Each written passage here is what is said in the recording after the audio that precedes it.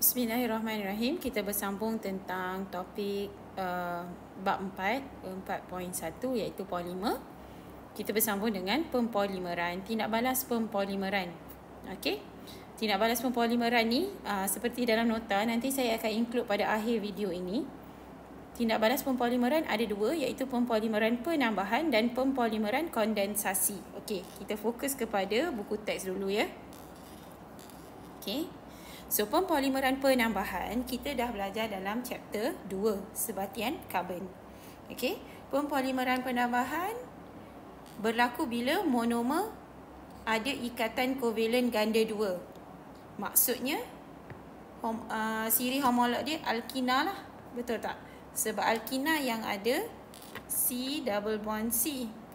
Okey, contoh etina, propina, alright.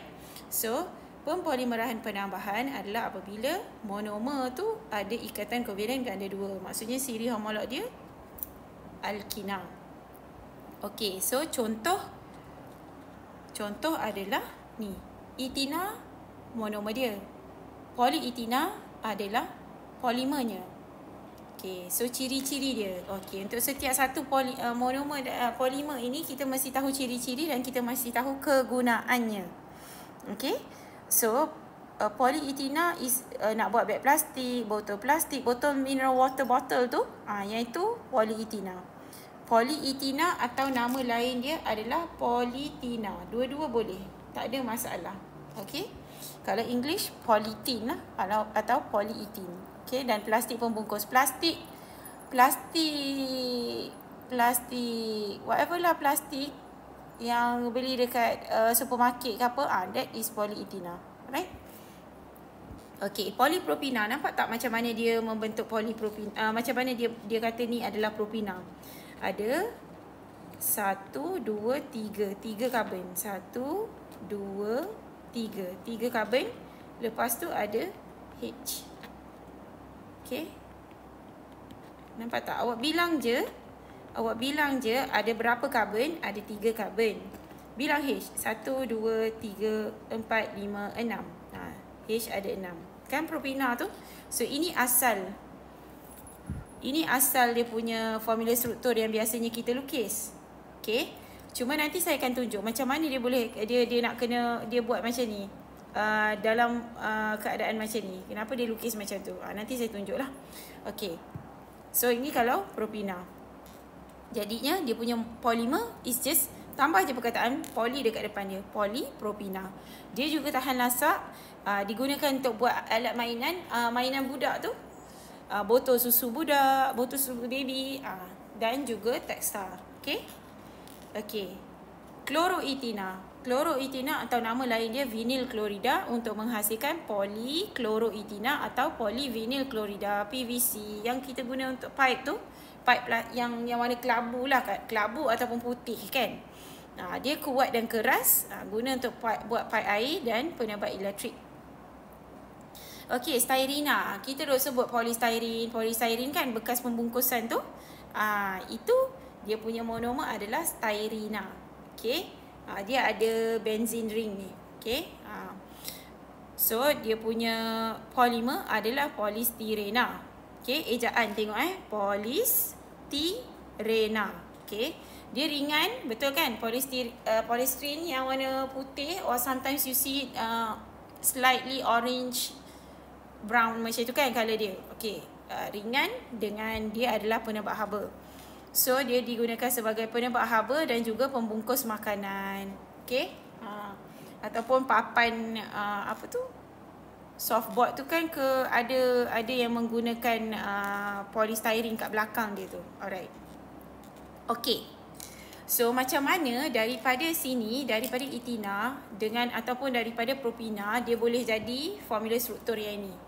Okey Dia macam ni sebenarnya. So kalau kita ada etina, let's say etina senang nampak. Okey, biasanya kita buat etina kita lukis macam ni, betul? Kan, masa kita chapter 2 hari tu. Okey. Untuk lukis dia punya polimer dia, okey, ini etina kan. Okey, untuk lukis polimer dia iaitu polytina, atau polyetina. Nama benda ni, dua-dua ni boleh sebut tulis Benda pertama yang you kena make sure adalah tak ada dekat kiri dan kanan ni. Tak ada. You hanya boleh letak dia dekat atas dengan kat bawah je. So that's why dia orang akan lukis macam ni. Okey, unsur-unsur itu, unsur ke molekul itu perlu berada di atas dan di bawah je. Dia akan jadi macam rupa huruf H. Macam tu. Nampak tak? Okey. So lepas tu, lepas dah make sure macam ni, apa yang akan berlaku adalah bila dia jadi polimer, okey, maksudnya ada banyak-banyak monomer dia kan? Beribu-ribu. Remember dalam video sebelum ini saya ada sebut dia beribu-ribu. Beribu-ribu tu kita tak tahu berapa nilai, kita akan letak N. Okey, N tu menunjukkan satu nilai yang besar lah. Okey. So what will happen is kita sebenarnya ada satu satu etina gabung dengan another etina, gabung dengan another etina sampai beribu-ribu. Okey, so macam mana takkan kita nak lukis beribu-ribu etina untuk menghasilkan polyetina tu.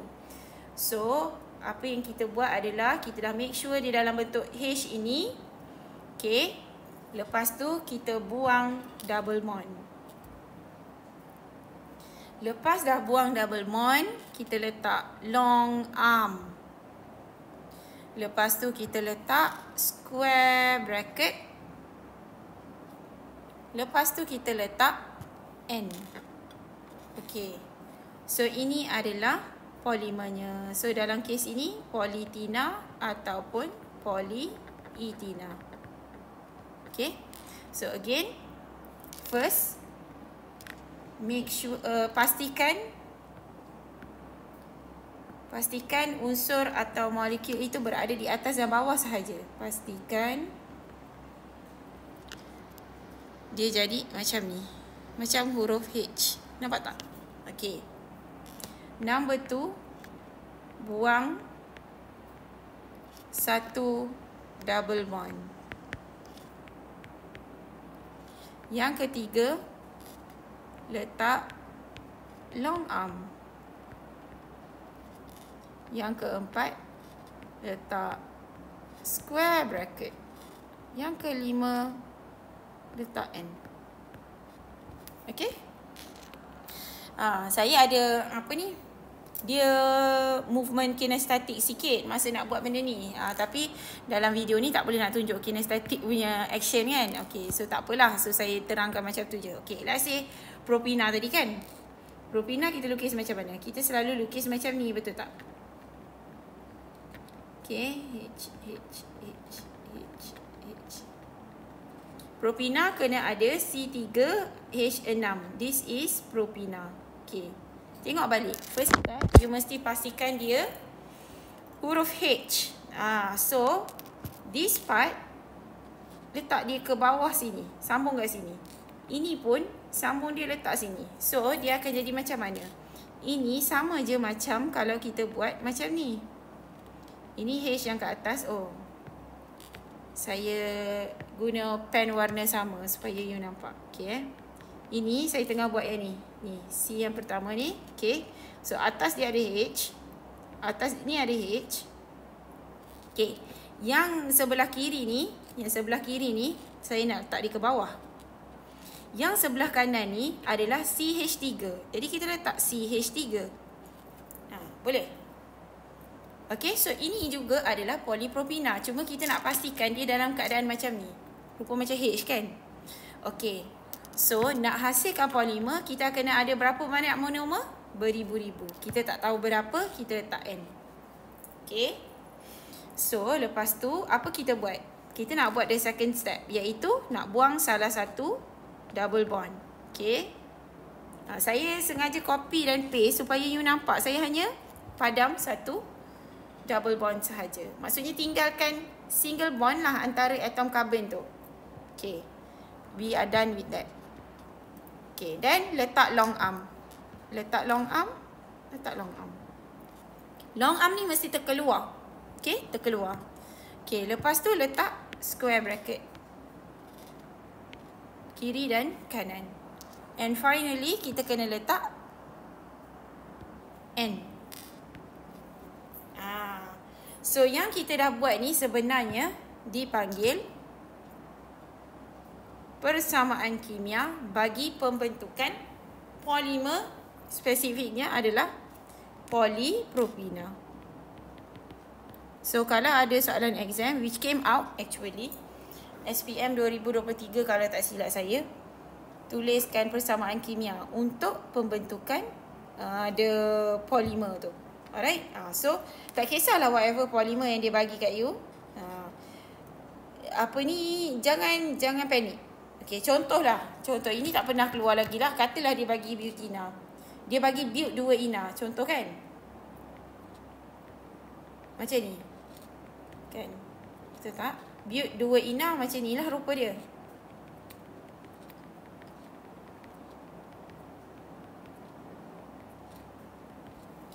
Okay, but 2-ina, ada 4 karbon dan double bond berada antara karbon nombor 2 dan 3. Okay, so yang you kena buat adalah make sure dia jadi H kan.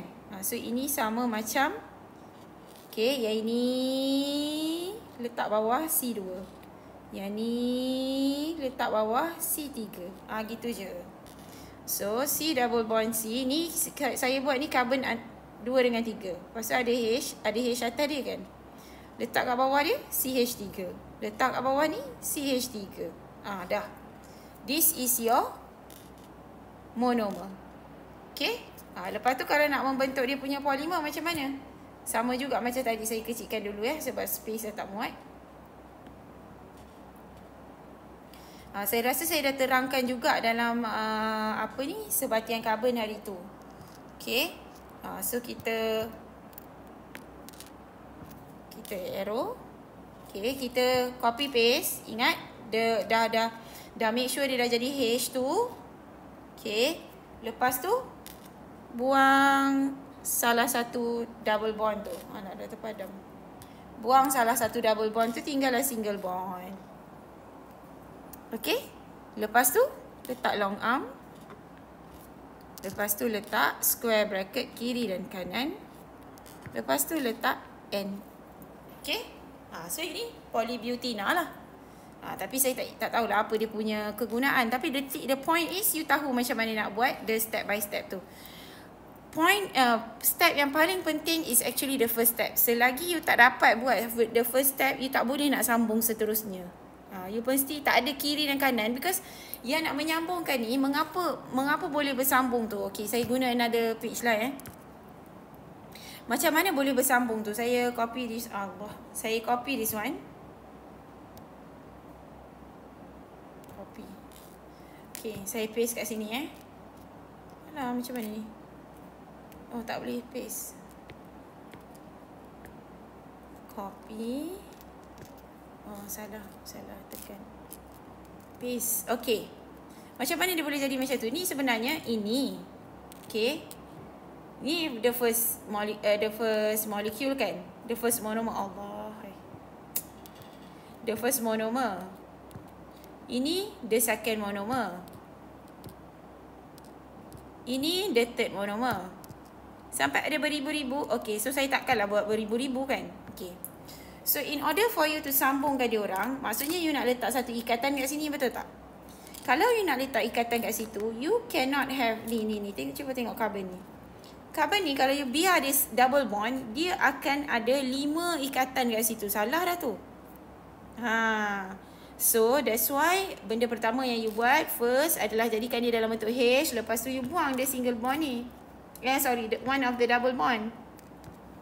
Lepas tu baru you sambung.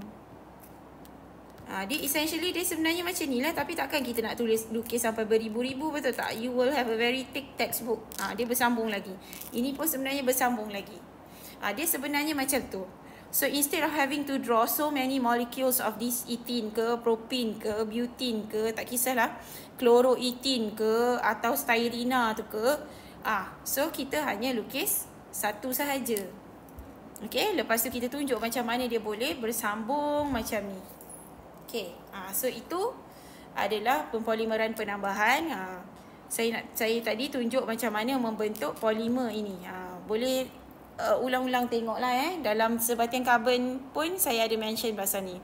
Okay, So again, pempolimeran penambahan berlaku bila monomer tu ada ikatan kovalen ganda 2. Maksudnya ada C double bond C. Maksudnya ada alkina lah dia punya siri homolog. Okey, dan dia ada satu monomer sahaja. Satu sahaja, nampak tak? It's repeating the same monomer again and again. Okey, untuk syllabus U ya. Untuk syllabus U. Kalau dalam industri or kalau you go further, it will not be the same, it may be more extensive.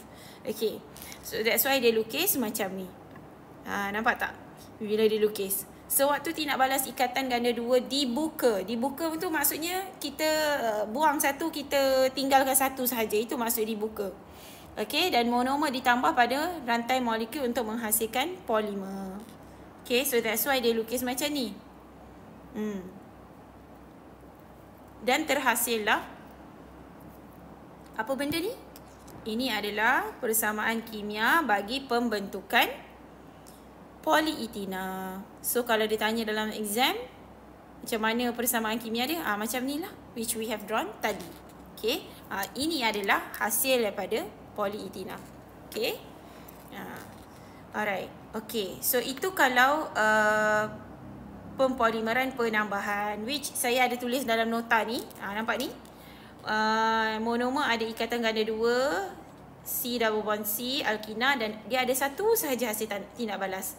Maksudnya kalau you guna monomer dia adalah etina, hasil dia polietina. Dia tak ada hasil sampingan. Unlike polimer kondensasi. Nanti you akan tengok lah. Alright. Okay, pempolimeran kondensasi. Pempolimeran kondensasi dia tak banyak sangat yang dia explain dalam silibus tingkatan 5 ni. Kalau you belajar further, you will be more lah Okay, so pempolimeran kondensasi sekurang-kurangnya ada 2 jenis monomer yang berbeza. 2 jenis monomer yang berbeza, therefore dia akan ada 2 kumpulan berfungsi yang berbeza. Contoh macam dalam penghasilan terilina ni. Okey, terilina, iaitu sejenis polyester dan nylon. Okey, so dia guna kumpulan, kan dia kata kena ada 2 kumpulan berfungsi yang berbeza. Nampak tak? Yang ini dia ada OH ni. Tu sebab nama dia diol. Dia ada 2 OH, kiri dan kanan pun ada OH. Okey. Yang kedua ni molekul yang pertama ini molekul yang kedua. Molekul kedua pula, kumpulan berfungsi dia ni adalah kumpulan karboksil ni. Nampak tak? Kiri dan kanan ada kumpulan karboksil. Kalau tadi OH ni apa nama kumpulan berfungsi ni? Ingat lagi tak? Dia alkohol. Kumpulan berfungsi bagi alkohol adalah hydroxyl. Yang ini COOH adalah karboksil. Okay. So ada 2 kumpulan berfungsi yang berbeza. So lepas tu diorang akan bergabung. Sama konsep dia macam you nak hasilkan ester lah. Sebab tu dia ni adalah satu polyester. Okay. So macam mana? Ingat tak lagi dulu macam mana kita buat dalam chapter 2 nak hasilkan ester macam mana? Kita kan take away OH daripada asid karboksilik. Lepas tu kita take away H daripada alkohol, daripada kumpulan hidroksil itu, jadikan dia air. So and then kita gabung sahaja. Gabung tak ada masalah tu, senang gabung. Whatever is left tu je lah you gabung. Okay, boleh ke rasa-rasanya? Okay, mari kita try buat. Okay, kita try buat.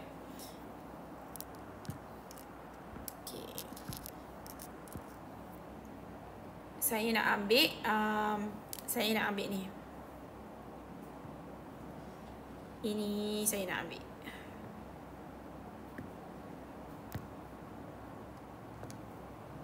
Okay, kenapa nak ambil? Supaya kita nampak exactly. Allah. Kita nampak exactly macam mana dia berlaku. Kita nak check semula. Okay. Kita nak check semula. Ni kita crop sikit. Okay, so kita fokus on 2 ni. Maaf ya kalau video ni terlalu panjang and it's not a very interesting topic, not because dia tu tak interesting, tapi sebab dia more of a mugging topic tau. Dia menghafal banyak. Okay, so tapi kalau you understand the concept macam mana, you will be able to do it. Okay, tengok kita akan lukis C ni. Alamak, dia kan ethan diol. So maksudnya dia ada ethana lah. Okay, lepas tu dia ada OH. Okay, nampak tak? Ini benda yang saya lukis, OH. Okay, nak nampak lebih clear, buat macam dia. Asingkan O dengan H, which is the betul punya macam ni lah, O dengan H. Kita tak payahlah singit macam dia. Okay, ini adalah the ethan diol tu, apa ni, yang kumpulan hidroksil itu. Okay, lepas tu kita nak lukis the asid karboksilik. Okay, selalunya dalam ester kita kan lukis asid karboksilik dulu kan. So dia akan berbeza sebenarnya dalam industri. It's not as simple as the one that we learn dalam buku teks tingkatan 5 ni. Okay, so kita follow exactly macam mana buku teks ni buat. OH. Okay, C double bond O, OH. Macam tu kan? Betul tak? Oops. Saya cuma tak lukis dia sengit je. Otherwise everything else is the same. Okay, again. This is kumpulan hidroksil. Kumpulan hidroksil adalah kumpulan berfungsi bagi alkohol. Kalau refresh your memory. Okay, boleh? Okay. So, itu satu kumpulan berfungsi. Dia nak kena ada dua kumpulan berfungsi, betul tak? Okay, so the other one, kumpulan berfungsi kita yang kedua adalah, saya bulat yang ni lah. Saya bulat yang ni. Yang ni. COOH. Kan? Ini adalah kumpulan karboksil. Iaitu daripada asid karboksilik. Okay. So, kita nak buat ester sebenarnya. Konsep dia sebenarnya kita nak hasilkan ester je. Kita nak keluarkan air. Remember? Untuk ester, pengesteran kan kita ada hasilkan air kan. Selain daripada ester tu, kita hasilkan ester. Kita juga hasilkan air. So, kita keluarkan air dulu. Nak keluarkan air macam mana? Ingat balik. OH daripada asid karboksilik dan H daripada alkohol. Kumpulan hidroksil itu akan jadi air. Nampak? 2H, H2O. Okey. Siapa yang tinggal sekarang? Siapa yang tinggal tu lah yang kita copy balik je. Itu je. Kita duplicate. Okey. Sambungkan dengan yang orange ni. Duplicate. Okey. Ni macam ni lah sebenarnya.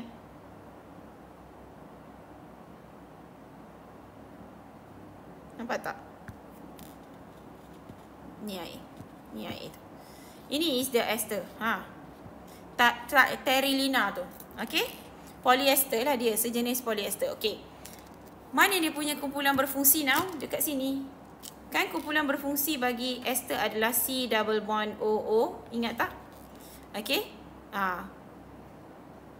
So, that's why untuk pempolimeran kondensasi dia mesti ada dua monomer berbeza yang ada dua kumpulan berfungsi yang berbeza.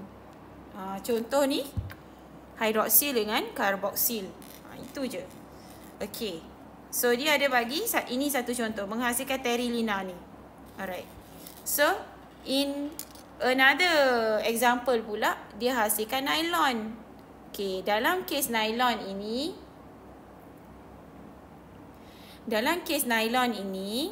okey, nampak tak dia ada kumpulan yang ini you tak belajar kita tak pernah sebut pun. Dia ada NH2 ni. NH2 ni amina. Okey, NH2 ni amina. Okey, lepas tu another kumpulan berfungsi dia ni kat sini.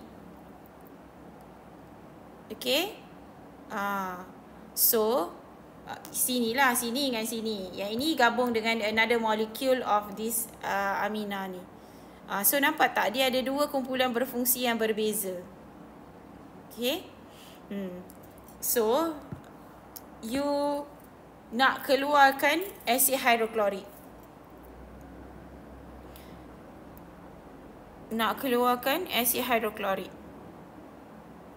So bila keluarkan asid hidroklorik, maksudnya HCl. Okay. Nanti yang lain tu gabung sahaja. Dapatlah nylon ini. Nylon kita guna untuk apa? Untuk buat apa ni kan? Benang kan? Benang nylon tu kan? Untuk hasilkan macam-macam benda lah. Because dia punya benang tu kuat. Betul tak? So kalau kita tengok ciri-ciri pempolimeran kondensasi. Satu, dia perlukan dua monomer berbeza. Okay. Maksudnya ada dua kumpulan berfungsi berbeza. Dan akan ada hasil sampingan. Tak sama macam pempolimeran penambahan yang ada satu monomer sahaja, yang ada double ikatan kovalent ganda 2 sahaja, iaitu alkina sahaja, and ada satu hasil tindak balas. Kalau dia punya hasil tindak balas tu the polymer itself. Kalau pempolimeran kondensasi, dia akan hasilkan dua benda. Satu adalah the polymer that we want. Nombor 2 is the hasil sampingan itu. Okay? Hasil sampingan itu. Saya rasa buku teks yang lama ni salah ni. Ini bukan asid hidroklorik sepatutnya. Ini adalah gas hidrogen klorida. Boleh tengok semula Ini buku teks saya yang lama. Yang ini yang dalam nota ni adalah yang baru. Sebenarnya gas hidrogen klorida, bukan asid hidroklorik sorry. Okay. So again, dia adalah satu polimer dan juga satu produk lain. Hasil sampingan. Dia ada hasil sampingan. So ini dalam nota ni saya dah tunjuk lah macam mana penghasilan je. Nampak tak? Saya tak nak kelirukan you. Bahagian yang banyak-banyak C ni. Okay, bahagian yang banyak-banyak C ni, dia taklah penting untuk kita understand how the two monomers combine kan. So saya dah gantikan dengan 4 segi kotak ni.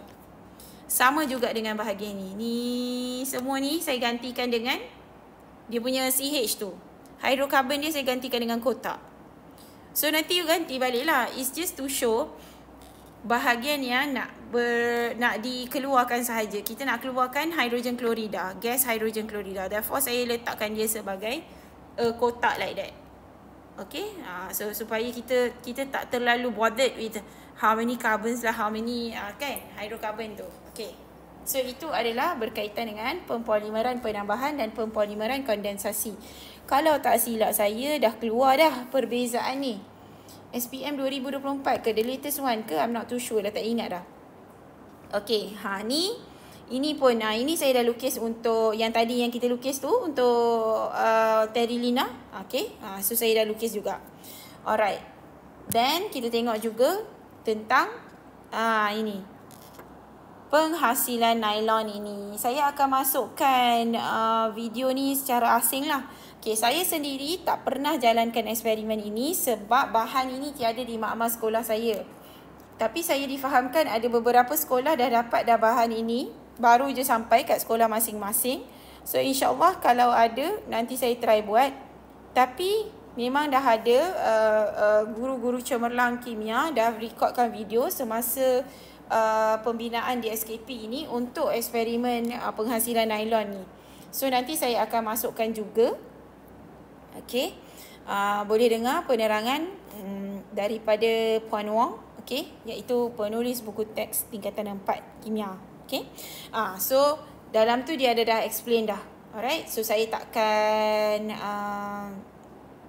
explain lagi lah. Nanti video ni jadi terlalu panjang. Okay. So kita pergi nampak ni sebab dia actually bahaya dan eksperimen ni mahal sebenarnya. Dia kena buat kat kebun WhatsApp. Okay. Dan dia demonstrasi oleh guru je setahu saya lah.